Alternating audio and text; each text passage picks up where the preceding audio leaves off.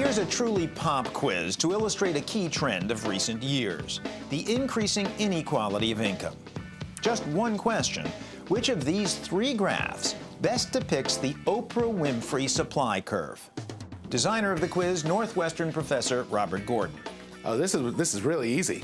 In fact, you as a student are not going to fail this exam because the Oprah supply graph is a vertical line. There's one Oprah, and there it is. And the demand can go up, and then the demand goes down. Now, when Oprah decides to publish a magazine, in addition to doing the TV show, up goes the demand curve, crossing this supply curve, maybe at double the level, and so she makes twice as much money. So the supply of Oprah is fixed, but the demand for Oprah can shift to the right if people want more Oprah. It's a shift, and then people will eventually get tired of Oprah. Maybe her show will eventually get canceled. Her magazines won't sell any money. People are tired of seeing her on all 12 issues. Then the demand curve will come back down. And it's just like Rembrandt paintings. There are only a certain number of Rembrandt paintings. As our society gets richer, people can afford to pay more for Rembrandt paintings, and the price goes up. So we can tell a lot of stories with this simple idea of the vertical supply curve.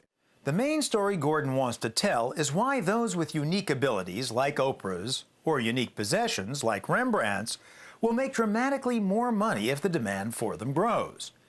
In fact, if the supply curve is perfectly inelastic, then price, here the income of Oprah or what you get for Rembrandt's, will vary entirely on the basis of shifts in demand.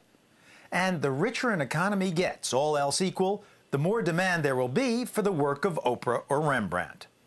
Professor Gordon thinks the graph has one more thing to teach his students and us: that the government shouldn't be afraid to raise taxes on high-income earners like Oprah, at least at today's top marginal rates. Oprah Winfrey is very good at what she does, and people pay to watch her, or they choose to watch her, and advertisers buy commercials on her program. And, you know, that's good. People like her. There shouldn't be a law against that. But then I do submit to my students that there's a very good reason for having a high income tax rate on people like Oprah and helping the poor people in society with some of the money we get out of her income. Because it's not going to make Oprah work any less hard, you claim, if she gets a few less million. It's the old economic principle that if something is inelastically supplied, which means there's only one Oprah, and you put a high tax on Oprah, do you think she's going to quit doing her program? Do you think she's going to stop publishing that magazine with every single one of the 12 issues has Oprah on the cover? Is she going to stop all that stuff just because you raise the income tax rate from 39% to 50%? Of course not. But here's a second question for Professor Gordon. Suppose you raise the tax rate well above today's rate. Not to 50%, say, but to above 90%, the rate that President Franklin Roosevelt established during World War II and that lasted into the 1960s. That would change the supply curve for labor, says another distinguished member of the economics profession, Dan Hammermesh of the University of Texas. I'm convinced that almost all supply curves involving people, there is some price at which people will do it, and there is some other price at which they will stop doing it.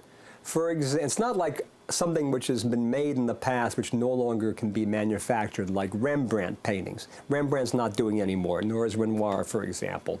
But for example, take I call him my doppelganger, Mick Jagger.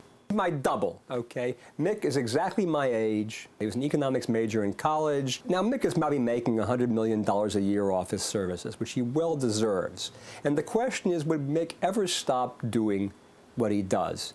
And I think if we said to Mick, or to any rock singer, we will tax away all but $20,000 of your rock earnings, Mick, if he's smart, would switch to doing something else. Like if he could only make $20,000 as a rock singer, I'm quite convinced that Mick would be an economist. In other words, there is some price of his services which is so low that he would get out of the business of offering his services. It's far below his current income, but there is some price at which he would stop doing it. So even somebody like Mick Jagger, who you think does it for the pleasure, money doesn't matter, I'm absolutely convinced that he would get out of the business if things got bad enough. So the supply of living legends like Oprah or Mick is inelastic in a certain range, elastic in the extreme. By contrast, says Nobel laureate Gary Becker, most people's labor is quite price elastic and therefore quite responsive to tax hikes. And if you tell them you'll get the same income, more or less, regardless of what you do, then 2,000 years of history, whatever it may be, tells us people aren't going to work as hard. They're not going to do as much. Have you actually ever done anything strictly in response to tax considerations? Sure, many things I do. And let me give you an example. Somebody calls me up and says, I have to travel to Mexico and they're going to give me an honorarium. I don't particularly want to go to Mexico, okay? I calculate our government's going to be my partner. It's going to take roughly 40% of that in my bracket. And that makes a big difference to me. And no question, I would be doing certain things that I wouldn't be doing otherwise. So yes, it definitely has affected me. I like my job. I like the work I'm doing.